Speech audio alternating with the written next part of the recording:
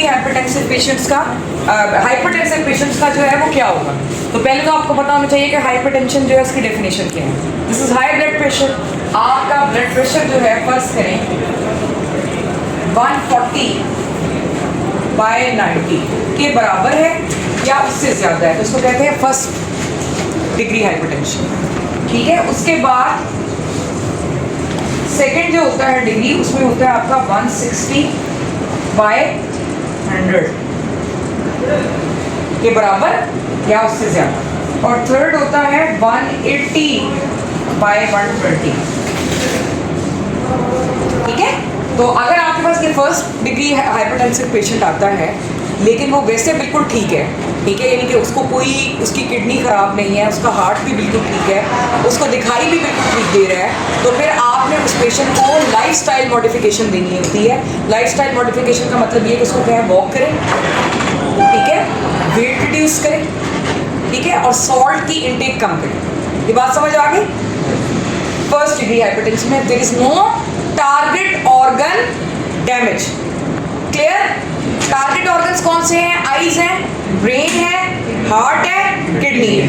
अगर उसको कोई किडनी का प्रॉब्लम नहीं है, आपने कोई टेस्ट वेस्ट उसके कराए, रीनल फंक्शन टेस्ट करवाए, आपने उसकी ईसीजी करवाई, उस पर कोई हार्ट का कोई इशू नहीं है, हिस्ट्री में भी वो कुछ नहीं बता रहा, आई साइड भी उसकी बिल्कुल ठीक है, सीटी ब्रेन भी उसका ठीक है, तो फिर आपने लाइफस्टाइल मॉडिफिकेशन करनी है। इसमें ये 3 चीज़ें हैं, लो सॉल्ट इनटेक और no added salt in diet, walk, weight reduction, right. लेकिन अगर आपका यही वाला पेशेंट टारगेट ऑर्गन डैमेज के साथ आ गया, यानी कि उसका कोई ना कोई मसला, किडनीज उसके इफेक्टेड है, या उसके आईज में कोई प्रॉब्लम हुआ हुआ है, ठीक है, या हार्ट में कोई प्रॉब्लम है, तो you will start treating right from here. इस पे आपने डेफिनेटिवली करना ही करना है मैनेज, चाहे टारगेट ऑर्गन डैमेज है या नहीं। सेकंड पर, थर्ड पे भी आपने करना ही करना है। क्लियर? ये चीज़ क्लियर हो गई है? एनीवन जिसको नहीं समझ आ गई समझ? एवरीवन?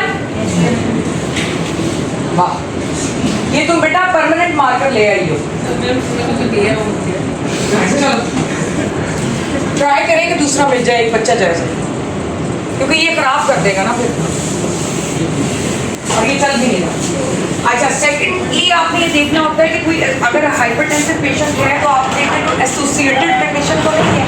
मिसाल के तौर पे कोई इस्कीमिक हार्ट डिजीज की हिस्ट्री देता है पेशेंट को, इंजाइना या एमआई वगैरह की हिस्ट्री तो नहीं है, आप उससे पूछिए बीपी ज़्यादा आया उसका, अब ये मार्कर परमानेंट है और ये चल रही है। सिस्टर से ले लो, आपियों से, इधर भी आपनी है, उधर भी आपनी, कई आपनी है। अच्छा, इस्कीमिक हार्ट डिजीज का तो नहीं है पेशेंट, रीनल फेलियर का तो नहीं है पेशेंट, सीआरएफ का, डायबिटिक तो नहीं है पेशेंट, ठीक है। 3-4 चीज़ें आपने पूछनी, और इसके अलावा एज, वो इम्पोर्टेंट है, ठीक है।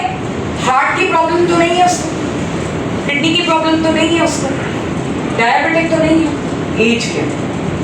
आप फर्स्ट करें उसको इस्कीमिक हार्ट डिजीज भी नहीं है, उसको किडनी की प्रॉब्लम भी नहीं है, और वो डायबिटिक भी नहीं है, और उसकी एज लेस देन 55 है, उसकी एज लेस देन 55 है, तो आपके पास जो ड्रग्स हैं, जो ड्रग ऑफ चॉइस है, that is ACE inhibitor, angiotensin converting enzyme inhibitor, और एंजियोटेंसिन 2 रिसेप्टर ब्लॉकर्स।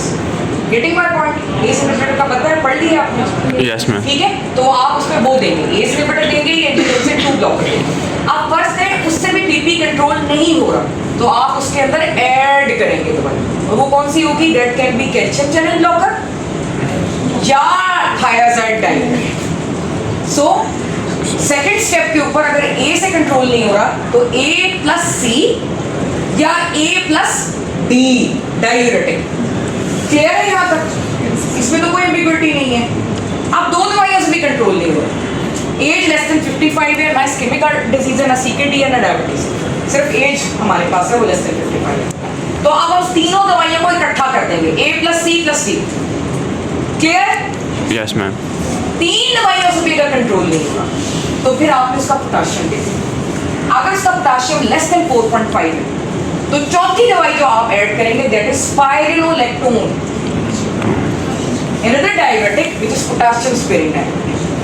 क्लियर?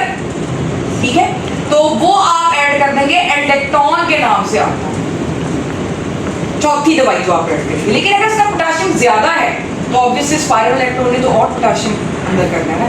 फिर आप जाएंगे अल्फा ब्लॉकर और बीटा ब्लॉकर, यानी अब अल्फा ब्लॉकर कोई नहीं देता, बीटा ब्लॉकर कोई नहीं देता।